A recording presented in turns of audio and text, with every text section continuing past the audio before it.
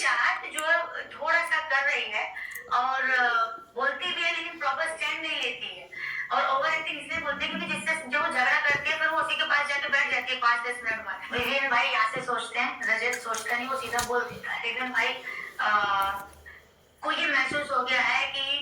शायद रजत मेरे से पावरफुल निकल रहा है, तो अब जो है सोचने की जगह बोलने की जरूरत है। स्ट्रॉन्ग कम्युनिटी से तो साथियों, हेमा जी ने बहुत सारे आरोप लगा दिए हैं साथियों, बिग बॉस के ऊपर बहुत सारे सवाल खड़े करते हैं साथियों, बहुत सारे खुलासे किए हैं साथियों। आज हम बात करेंगे इसी वीडियो में साथियों। जैसे कि पता है कि हेमा जी का एविक्शन हो चुका है और फिलहाल में वहाँ 16 कंटेस्टेंट मौजूद है साथियों बिग बॉस में, क्योंकि अभी री एंट्री नहीं हुई है, दिखाई नहीं गई है, जैसे कि वकील साहब की, और यहाँ से हेमा जी आउट हो चुकी हैं साथियों। तो साथियों, सबसे बड़ी बात यह है कि उन्होंने जो सबसे बड़ा आरोप बिग बॉस पर लगाया है कि बाहर निकलने का जो असली हकदार था साथियों, वो दो लोग थे, या तो बग्गा जी एंड मुस्कान, क्योंकि उन लोगों ने ना ही किसी प्रकार के कोई अच्छे कंटेंट दिए, वो हमेशा खामोश रह रहे थे, ना कोई इसी बात पे वो स्टैंड ले रहे थे साथियों। तो अच्छा यही होता कि वो लोग उनमें से कोई बाहर निकलता, लेकिन साथियों हेमा जी को निकाल दिया, जबकि हेमा जी कंटेंट भी दे रही थी, हालांकि खाने के ऊपर जो कई सारी चीजें हुई थी तो उनमें काफी उनका रोल रहा था साथियों। तो सबसे बड़ी बात जो उन्होंने आरोप यही लगाया है कि मेरा एविक्शन गलत तरीके से किया है, और सबसे बड़ी बात यह है कि घर में किसी भी आदमी को यह नहीं लग रहा था कि हेमा जी का एविक्शन होगा साथियों, क्योंकि सभी को यही विश्वास था कि एविक्शन जो होगा या तो बग्गा जी का होगा या मुस्कान का होगा। सबसे बड़ा खुलासा दूसरा ये किया है साथियों अरफीन के ऊपर, कि अरफीन जो अपने आप को माइंड रीडर समझते हैं, माइंड कोच समझते हैं, उनका खुलासा कर दिया है साथियों, उनकी औकात दिखा दी है। क्योंकि हेमा जी से स्पेशली बोला था उन्होंने कि मैं तुम्हें टॉप 5 में देखूंगा, ये मुझे पूरा विश्वास है, ये मेरा दिमाग कह रहा है, क्योंकि आपके अंदर वो काबिलियत है कि आप टॉप 5 तक जाएंगे। लेकिन उनका एविक्शन देखिए आप बहुत जल्दी हो गया, और अगर ऐसा होता है तो मुझे मेरे ऊपर से ये विश्वास उठ जाएगा माइंड कोच के ऊपर से, जो हो चुका है साथियों। अरफीन बिल्कुल कोई ऐसा किसी भी लेवल का माइंड कोच नहीं है, इवन सलमान खान ने भी अच्छी तरीके से धोई थी उनकी इस मैटर में, क्योंकि वो किसी बात पर स्टैंड नहीं ले रहा था। वो एक बैंगन जो होता है थाली में बैंगन, उस तरीके से था, सब जगह लुढ़कना, इस तरीके का उसका सिस्टम था, किसी बात पे कोई स्टैंडिंग, कोई पर्टिकुलर किसी विशेष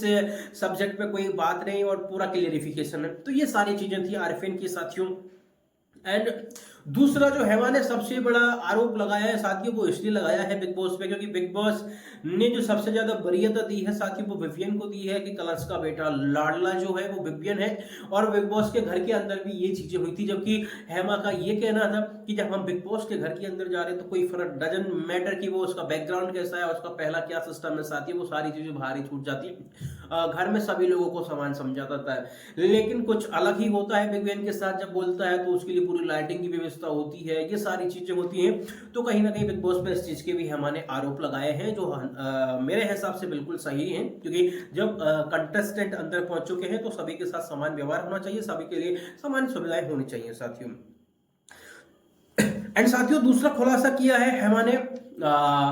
क्योंकि एक वीडियो काफी वायरल हो रहा था साथियों की, प्रोमो भी वायरल हुआ था, काफी लोगों ने उसके ऊपर वीडियो बनाई थी चाहत और करीमवीर के ऊपर, कि चाहत ने अपने हस्बैंड फ्यूचर हस्बैंड को चुन लिया है, चाहत उसको पसंद करती है।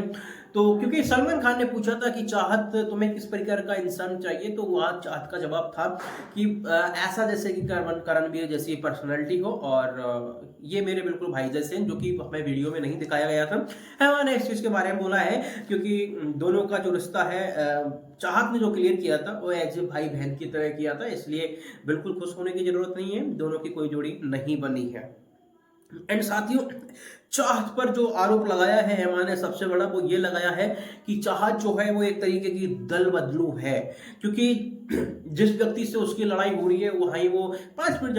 बाद जाके बैठ जाती है और उसी से बातें करने लग जाती है, जबकि हालांकि हमारी नॉर्मली किसी से लड़ाई होती है तो हो सकता है कि हम उसे एक दिन भी ना बोले, 1 घंटे ना बोले, हो सकता है 1 साल भी ना बोले, लेकिन वह चाहत जस्ट 5 मिनट बाद ही बदल जाती है, लेकिन ऐसा नहीं होना चाहिए था। एंड दूसरा ये, वो किसी बात पर स्टैंड नहीं लेती है, खड़ी नहीं रहती, तो बहुत सारी ऐसी चीजें हुई थी, तो इस चीज के लिए भी हेमा जी ने खुलासा किया है चाहत का। एंड साथियों दूसरी जब थाली का बैंगन जो उन्होंने उपाधि दी है साथियों हेमा जी ने, वो अरफीन के लिए दी है, क्योंकि अरफीन किसी प्रकार के एक ही चीज पे डटे नहीं रहते, वो सभी जगह लुढ़कते रहते हैं, कहीं भी बुरा नहीं बनना चाहते,